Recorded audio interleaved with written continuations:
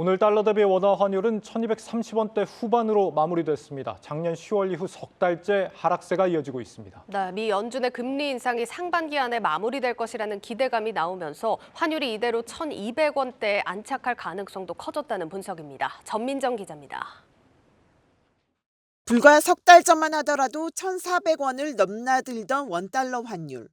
지난해 10월엔 1,444원을 돌파하며 2009년 글로벌 금융위기 이후 최고점을 찍기도 했습니다. 하지만 석 달 새 달러화 대비 원화 가치는 14% 넘게 올랐습니다. 오늘 원달러 환율은 9개월 만에 가장 낮은 수준인 1,235원에서 거래를 마친 전날보다는 다소 상승했지만 1,230원대를 유지하며 하향 안정세를 이어가고 있는 모습입니다. 주요 6개국 통화 대비 달러 가치를 나타내는 달러 인덱스 역시 7개월 만에 최저치인 102선까지 밀려난 상황. 지난해 금융시장을 짓눌렀던 킹달러, 달러 초강세 현상이 한층 누그러진 겁니다. 달러와 약세 흐름은 미국의 인플레이션이 최악의 고비를 넘기며 금리 인상 속도 조절에 대한 기대감이 커진 영향이 큽니다. 여기에 위드 코로나에 들어선 중국 경제가 회복되고 일본은행이 극단적인 통화 완화 정책을 수정할 것이라는 관측에 엔화와 위안화가 강세를 보이고 있는 것도 원달러 환율 하락의 요인으로 꼽힙니다. 이미 환율 하락 흐름이 우세한 분위기가 만들어진 만큼 지난해 고점인 1,400원대까지 오를 가능성은 매우 낮아졌다는 분석입니다.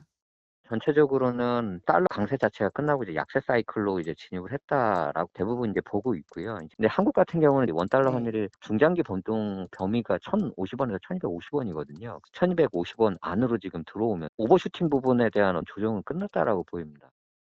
1,200원대에 안착할 가능성이 커진 가운데 일각에서는 과도하게 오른 환율이 되돌림되는 과정에서 쏠림이 나타나면 1,100원대 후반으로 내려갈 수도 있다고 내다봅니다. 다만 환율 흐름이 달라졌음은 분명하지만 섣불리 하락을 확신하는 건 경계해야 한다는 목소리도 있습니다. 인플레이션에 대한 전망도 너무 낙관적인데 기대치가 조정될 수도 있고요. 고금리가 지속되고 경기 침체가 깊어질수록 신용시장의 스트레스도 커질 수밖에 없기 때문에 작년만큼은 아니겠지만 안전자산인 달러 강세를 모멘텀이 되지 않을까. 경상수지가 석 달 만에 적자로 돌아서면서 달러 유입이 줄어든 것도 불안 요인. 지금과 같은 수출 부진이 이어져 국내로 들어오는 달러가 충분하지 않게 되면 원화 가치가 떨어져 환율이 또 올라갈 수도 있습니다. 한국경제TV 전민정입니다. 신도 정확히 맞히기 힘든 게 바로 환율이라고 하죠. 그만큼 변수가 많아서 예측이 어렵다는 건데요. 환율 전망과 그에 따른 변수들 경제부 김보미 기자와 보다 자세하게 짚어보도록 하겠습니다. 김 기자, 확실히 환율이 대세적으로 좀 안정기에 접어든 걸로 보이네요. 네, 맞습니다. 하지만 말씀하신 것처럼 사실 환율이라는 건 변수가 너무나도 많습니다. 그렇죠. 그래서 방향을 뭐 언제 어떻게 틀어도 전혀 이상하지 않다라고 하는 게 이제 또 바로 환율이라고 하거든요. 예. 그래서 오늘은 좀 그런 변수들 중에서도 좀 몇 가지만 꼽아서 좀 집중적으로 다뤄보도록 하겠습니다. 예, 하나하나 좀 짚어보겠습니다. 첫 번째 변수부터 볼까요? 네, 우선 첫 번째는 미국 연준의 금리 인상폭입니다. 당장 다음 달 1일이면 이제 2월 FOMC가 열리게 되는데요.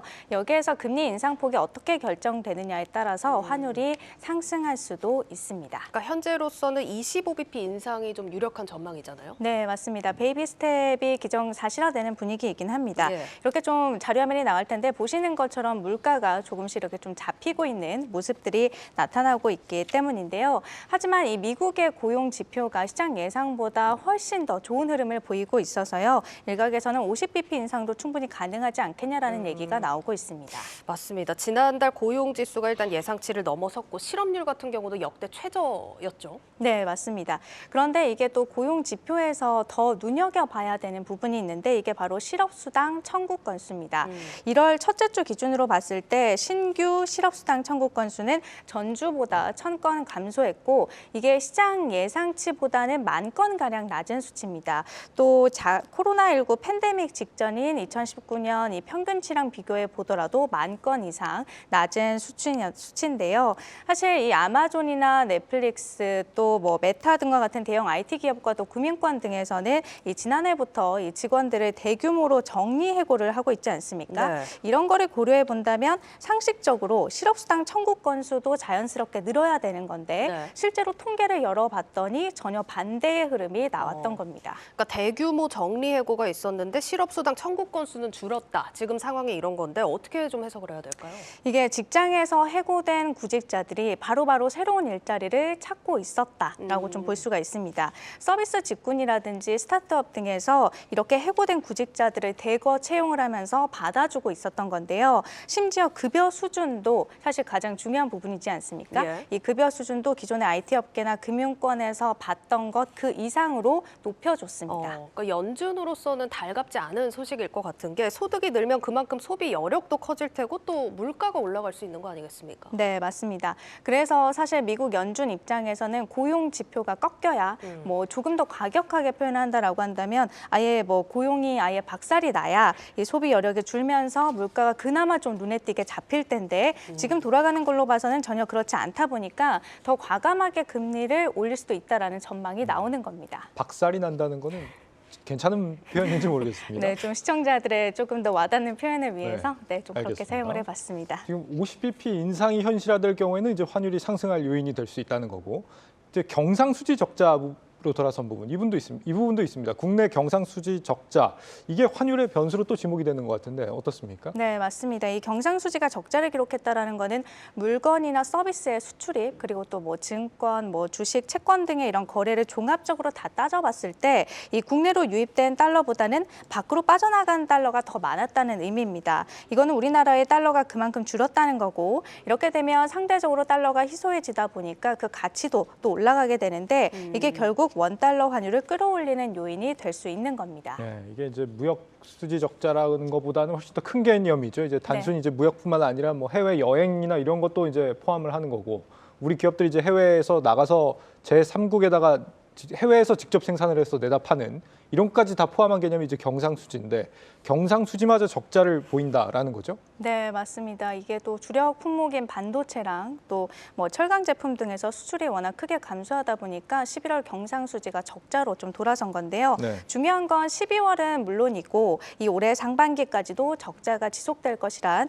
이 전망이 나오고 있다는 점입니다. 그런데 또 경상수지라는 거는 외국인 투자자들이 우리나라 경제 상황을 좀 판단하려고 할 때 가장 중요하게 보는 또 지표 중 하나이거든요. 때문에 이 경상수지 적자가 좀 유의미하게 지속적으로 좀 나타날 경우에는 외국인들의 어떤 투자 심리가 악화되면서 이 원달러 환율의 어떤 상승을 더 부추길 수 있다는 점에서 큰 변수로 지목이 되고 있습니다. 미국의 금리하고 경상수지 적자, 그리고 또 하나 더 있습니까, 변수가? 네, 일본 중앙은행의 YCC 정책 수정 여부입니다. 네, YCC. 뭐 이 얘기 뭐 많이들 들어보셨을 것 같긴 한데 뭐 여전히 좀 헷갈리는 개념입니다. BOJ가 이제 오늘하고 내일 통화정책 회의를 열죠? 네. 어떤 내용입니까, YCC? YCC라는 거는 쉽게 말해서 양적 완화 정책의 일종입니다. 뭐 10년물 국채 금리의 상단 목표치를 정해놓고 그 이상으로 올라가게 되면 중앙은행이 그 국채를 무조건적으로 좀 매입해 주는 걸 말하는데요.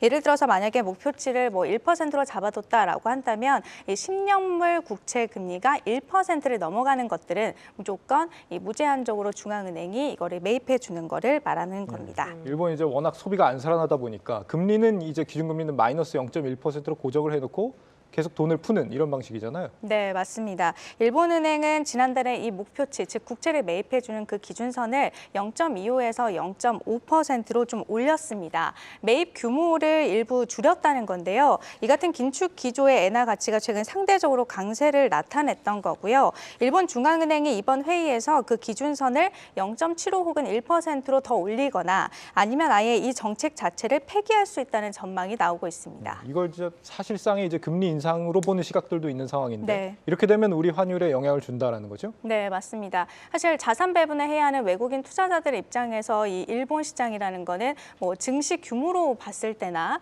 아니면 또 이 통화 결제 비중으로 봤을 때나 이 세계 5위권 안에 들기 때문에 무시할 수 없는 시장입니다. 이런 상황에서 일본 중앙은행이 어떤 긴축의 움직임을 보이고 있다. 여기에다가 또 환차익까지 또 엔화가 그동안 많이 떨어졌기 때문에 환차익을 가져갈 수 있다라는 점이 있을 테니 외국인으로서는 사실 투자를 더 늘릴 수밖에 없는 환경이 좀 만들어지고 있는 건데 이러한 분위기가 상대적으로 엔화 대비 달러 약세를 유발하면서 우리 원화도 좀 이득을 볼 수 있는 구조가 만들어지고 있다라는 거고요. 만약에 시장 예상과는 달리 이번에 일본은행의 YCC 정책에 어떤 변화도 주지 않는다라고 한다면 일시적으로나마 엔화 약세 그리고 원화 약세가 이어질 수 있다라는 전망이 나오고 있습니다. 네, 환율이란 게 이렇게 참 여러 경제 지표들과도 얽혀 있고 또 경기 흐름, 투자 전략 등을 판단하기에 이것만 한 게 없다 보니까 늘 관심의 대상일 수밖에 없겠습니다. 심층 분석 김보미 기자였습니다.